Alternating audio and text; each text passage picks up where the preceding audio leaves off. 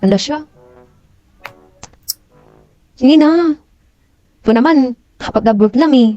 Ang damot-damot Nakaraang taon na. pa yun, sinabi mo. Di ba? 2024 Oo, lang may pera Kaya eh. naman 2025. Di ba? Sige na, Mare. Wala nga, Mare. So, ganito na lang. Ano, saklada naman ako ito.